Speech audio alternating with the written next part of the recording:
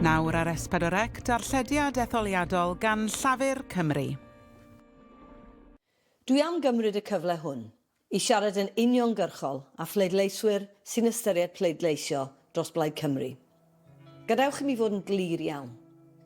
Bydd llywodraeth nesaf y Deyrnas Unedig naill ai'n lywodraeth geidwadol neu'n lywodraeth llafur. Ni fydd plaid yn gallu ffurfio llywodraeth yn San Steffan. Felly, dwi am i chi ddychmygu'r dau lwybr y gall y wlad gyfan ei dilyn, ceidwadwyr neu lafur. Yn gyntaf, dychmygwch sut byddech chi'n teimlo ar y 5 o Orffennaf pe byddech chi'n deffro i orfod byw am 5 mlynedd arall o dan y ceidwadwyr. 5 mlynedd arall o anhrefn, 5 mlynedd arall o sleaze, 5 mlynedd arall o Gymru yn cael ei cymryd yn ganiataol. 5 mlynedd arall o ddatganoli'n cael ei sathru, o gymunedau Cymraeg ei iaith yn cael ei difrodi yn bryn o obaith ar gyfer y dyfodol. Mae manifesto'r toried yn gwneud hynny'n fygythiad gwirioneddol. Maen nhw'n agored am hyn. Os byddan nhw'n ennill eto, bydd y ceidwadwyr yn defnyddio ei grym yn San Steffan i falu Cymru. I falu popeth i ni wedi ymladd drosto. Popeth i ni wedi datblygu fel cenedl dros y 5 mlynedd ar 20 diwetha.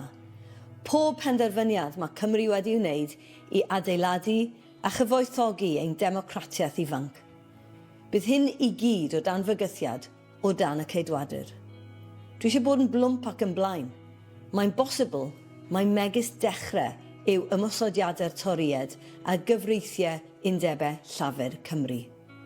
Os cawn nhw gyfle, bydd llywodraeth toriedd arall yn San Steffan yn datganoli. Bydd hynny'n golygu y bydd llai o lais gan Gymru dros lai o arian. Ond nawr, dwi eisiau chi ddychmygu beth allai lywodraeth lafur yn San Steffan ei wneud. Dychmygwch be allai Cymru ei gyflawni gyda phartner go iawn yn Downing Street. Gyda llywodraeth sy'n cytuno ar uchelgaeth sydd gan ein cymunedau ac sy'n ceisio gwella bywydau. Sefydlogrwydd economaidd yn lle anhrefn. Swyddi da yn agos at adref, fel nad oes rhaid i bobl symud i adeiladu gyrfaoedd diddorol. Cryfhau ein cymunedau a chryfhau'r Gymraeg. Mwy o arian i sicrhau amseroedd aros byrach yn y gwasanaeth iechyd trwy fynd ar ôl arian rhenni sy'n osgoi talu trethu. System mewnfudo sy'n gweithio, nid gimmick gwastraffus. Y Deyrnas Unedig ar flaen y gad o ran newid hinsawdd a'ch bilien ynni'n cael ei torri am byth.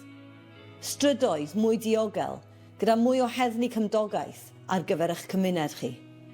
Cyflogi athrawon newydd mewn ysgolion ar hyd a lled Cymru gydag arian yn dod o diddymu gostyngiadau treth ar ysgolion preifat. Pan ewch i'r orsaf bleidleisio ar y 4 o Orffennaf, a'ch bod yn meddwl am bleidleisio dros Blaid Cymru, cofiwch am y dewis fydd yn gwynebu'r wlad. Y dyfodol toried hwnnw lle mae Cymru bob amser dan bwysau, neu dyfodol llafur lle mae 2 lywodraeth yn sefyll gyda'i gilydd. Mae'r etholiad yma yn holl bwysig. Mwyn i lafur gael cyfle i drechu'r ceidwadwyr a ffurfio'r llywodraeth nesaf, rhaid i ni ennill seddi ar draws Cymru. Byddwch yn cael eich gwasanaethu gan aelodau seneddol a fydd yn sefyll dros Gymru a'n cymunedau. Felly cofiwch hyn, mae pob pleidlais dros Plaid Cymru yn bygwth gadael y ceidwadwyr i fewn trwy'r drws cefn. Bydd pob pleidlais i lafur yn gyrru'r newid y mae Cymru yn galw allan amdano.